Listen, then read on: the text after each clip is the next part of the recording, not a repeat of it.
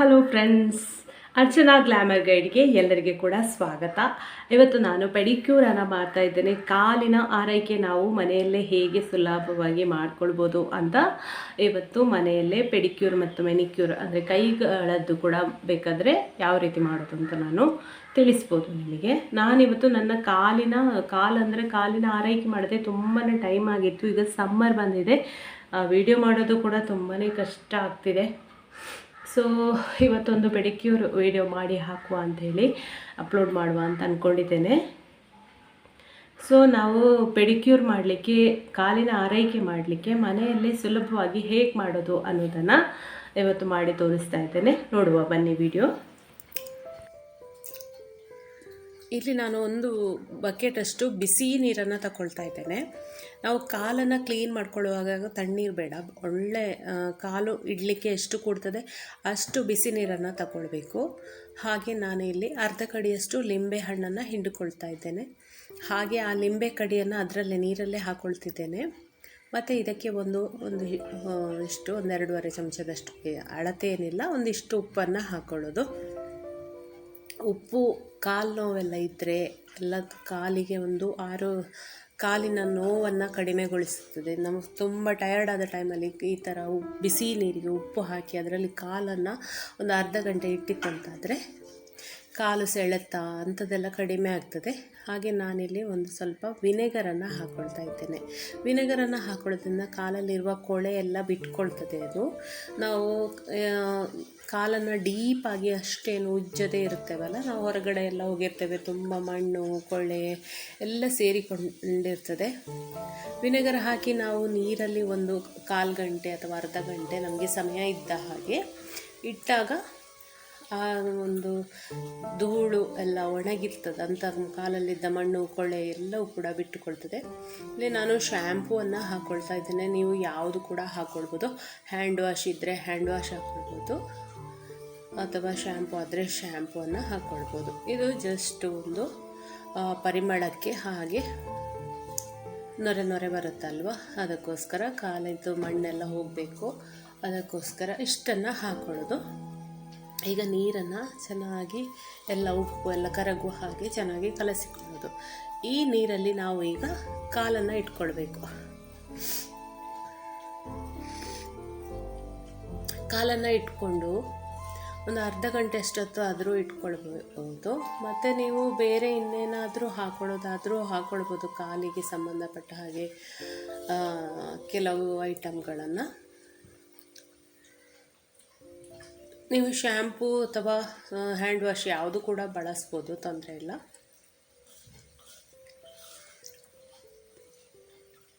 ನೋಡಿ, ಹೀಗೆ ಒಂದು ಅರ್ಧ ಗಂಟೆ ಇಡಿ, ಅಷ್ಟಾಗುವ ಕಾಲಲ್ಲಿರುವ ಮಣ್ಣೆಲ್ಲ ಕೂಡ ಬಿಡಲಿಕ್ಕೆ ಸ್ಟಾರ್ಟ್ ಆಗ್ತದೆ. ಈ ರೀತಿ ಪಾದಗಳನ್ನು ಆರೈಕೆ ಮಾಡೋದ್ರಿಂದ ಕಾಲು ಒಡೆಯೋದು ಎಲ್ಲ ಕಡಿಮೆ ಆಗ್ತದೆ. ಕೆಲವರಿಗೆ ಹಿಮ್ಮಡಿ ಒಡೀತದಲ್ವ, ಅದೆಲ್ಲ ಕಡಿಮೆ ಆಗ್ತದೆ. ನಾನು ನನ್ನ ಕಾಲು ಇದು ಮಾಡಬೇಕಂದ್ರೆ ನಮ್ಮ ಮನೆಯಲ್ಲಿ ಒಂದು ನಾಯಿ ಮರಿ ಇದೆ, ಅದು ಅಂತೂ ಕುಡಿದಷ್ಟು ತೊಂದರೆ ಕೊಡಲಿಕ್ಕೆ ನೋಡಿತ್ತು. ಆಮೇಲೆ ಅದನ್ನು ಕಟ್ ಹಾಕಿ ನಾನು ವಿಡಿಯೋನ ಕಂಟಿನ್ಯೂ ಮಾಡಿದೆ.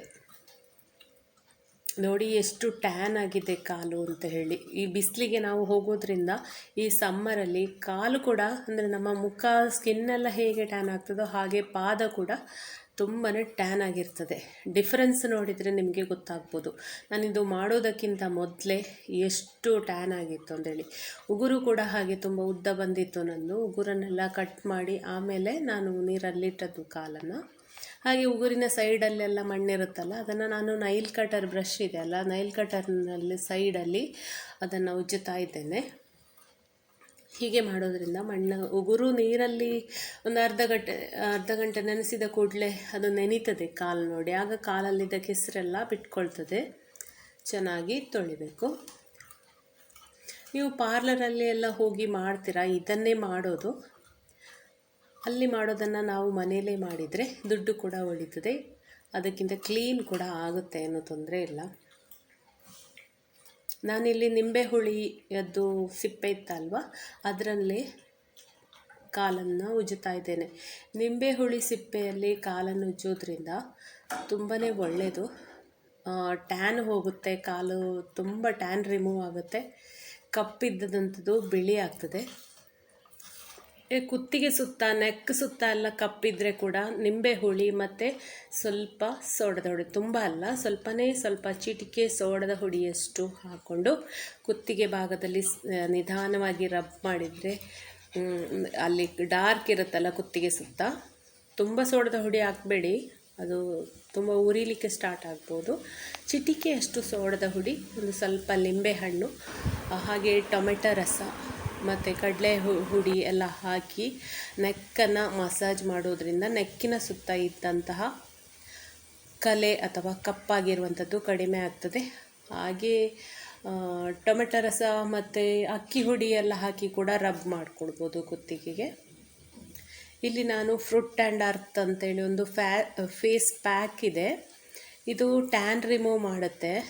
ಅದನ್ನು ಅಂದರೆ ಇದು ಆ್ಯಕ್ಚುಲಿ ಫೇಸಿಗೆ ಹಾಕಲಿಕ್ಕಿರುವಂತಹ ಫೇಸ್ ಪ್ಯಾಕ್. ಇದನ್ನು ನಾನು ಇವತ್ತು ಕಾಲಿಗೆ ಯೂಸ್ ಮಾಡ್ತಾ ಇದ್ದೇನೆ. ಇದನ್ನು ಹಾಕೋದ್ರಿಂದ ಕಾಲಲ್ಲಿದ್ದ ಟ್ಯಾನ್ ಎಲ್ಲ ಕೂಡ ರಿಮೂವ್ ಆಗುತ್ತೆ. ಇದನ್ನು ಹಾಕಿ ಒಂದು 20 ನಿಮಿಷ ಕಾಲನ್ನು ಹಾಗೆ ಇರಬೇಕು. ಚೆನ್ನಾಗಿ ಅದು ಒಣಗಿದ ಮೇಲೆ ಕಾಲನ್ನು ವಾಶ್ ಮಾಡಿಕೊಳ್ಬೇಕು. ನೀವು ಈ fruit and earth face pack ನಿಮ್ಮ ಹತ್ರ ಇಲ್ಲ ಅಂತಾದರೆ ಕಡಲೆ ಹಿಟ್ಟನ್ನು ಹಾಕ್ಕೊಂಡು ಪ್ಯಾಕ್ ಥರ ಮಾಡ್ಕೊಳ್ಬೋದು, ಅಥವಾ ಕಸ್ತೂರಿ ಮಂಜನ ಮತ್ತು ಇದು ಕಡಲೆ ಹುಡಿ ಸೇರಿಸ್ಕೊಳ್ಬೋದು. ಅದರ ಪ್ಯಾಕನ್ನು ಕೂಡ ಕಾಲಿಗೆ ಹಚ್ಕೊಳ್ಬೋದು. ಬಟಾಟೆ ಜ್ಯೂಸನ್ನು ಕೂಡಿ ಮಾಡಿಕೊಂಡು ಕಾಲಿಗೆ ಹಚ್ಕೊಳ್ಬೋದು, ಫೇಸ್ ಪ್ಯಾಕ್ ಅಂಥೇಳಿ. ನೋಡಿ, ಇದೆಲ್ಲ ಒಣಗಿದ ನಂತರ ನಾನು ಕಾಲನ್ನು ಚೆನ್ನಾಗಿ ವಾಶ್ ಮಾಡಿ ಒರೆಸ್ತಾ ಇದ್ದೇನೆ. ನೋಡಿ ಎಷ್ಟು ಡಿಫ್ರೆನ್ಸ್, ನೋಡಿ ಹೇಗಾಗಿದೆ ಅಂಥೇಳಿ. ಮತ್ತು ಕೊನೆಯಲ್ಲಿ ನಾನು ಮಾಯಿಶ್ಚರೈಸ್ ಸ್ವಲ್ಪ ಹಚ್ಚಿಕೊಂಡೆ. ಇಷ್ಟೆಲ್ಲ ಚೆನ್ನಾಗಿ ಇದಾದಮೇಲೆ ಕಾಲಿನ ಆರೈಕೆ ನೋಡಿ ಎಷ್ಟು ಚೆಂದ ಆಯಿತು ಅಂಥೇಳಿ. ಹೀಗೆ ನೀವು 15 ಡೇಸ್ಗೊಮ್ಮೆ ಮಾಡ್ತಾ ಇದ್ದರೆ ತುಂಬ ಚೆನ್ನಾಗಿರ್ತದೆ. ಬಟ್ ನಮಗೆ ಪೇಷನ್ಸ್ ಬೇಕಷ್ಟೇ. ಹಾಗೆ ನಾನು ಕಾಲನ್ನು ಸ್ವಲ್ಪ ಚೆಂದ ಕಾಣಲಿ ಅಂಥೇಳಿ ಸ್ವಲ್ಪ ನೈಲ್ ಪಾಲಿಷ್ ಹಾಕ್ಕೊಂಡೆ. ನೈಲ್ ಪಾಲಿಷ್ ಹಾಕೋದ್ರಿಂದ ಚೆಂದ ಕಾಣೋದ್ರ ಜೊತೆಗೆ ಕಾಲಿಗೆ ಧೂಳಾಗೋದು ಕೂಡ ಕಡಿಮೆ ಆಗ್ತದೆ. ಉಗುರಲ್ಲಿ ಧೂಳು ಬಂದು ನಿಲ್ಲೋದಿಲ್ಲ. ಕಾಲಿಗೆ ನೈಲ್ ಪಾಲಿಷನ್ನು ಯೂಸ್ ಮಾಡ್ತೇನೆ. ನಾನು ಕೈಗೆಲ್ಲ ಹಾಕೊಳ್ಳೋದಿಲ್ಲ, ನಾನು ತುಂಬಾ ಕಡಿಮೆ. ಫ್ರೆಂಡ್ಸ್, ನಿಮಗೆ ಈ ವಿಡಿಯೋ ಇಷ್ಟ ಆದರೆ ಖಂಡಿತ ಲೈಕ್ ಮಾಡಿ, ಶೇರ್ ಮಾಡಿ, ಹಾಗೆ ಕಮೆಂಟ್ ಮಾಡಿ. ನೀವು ಈ ಚಾನಲನ್ನು ಫಸ್ಟ್ ಟೈಮ್ ನೋಡೋದಂತಾದರೆ ಖಂಡಿತ ಸಬ್ಸ್ಕ್ರೈಬ್ ಆಗೋದನ್ನು ಮರಿಬೇಡಿ. ಹೀಗೇ ಬೇರೆ ಬೇರೆ ಬ್ಯೂಟಿ ಟಿಪ್ಸ್ ಇರ್ಬೋದು, ಸ್ಕಿನ್ ಕೇರ್, ಹೇರ್ ಕೇರ್ ವಿಡಿಯೋದೊಂದಿಗೆ ಮತ್ತೆ ಬರ್ತೇನೆ. ಅಲ್ಲಿಯವರೆಗೆ ನಮಸ್ಕಾರ, ಬಾಯ್ ಬಾಯ್, ಟೇಕ್ ಕೇರ್, ಥ್ಯಾಂಕ್ ಯು.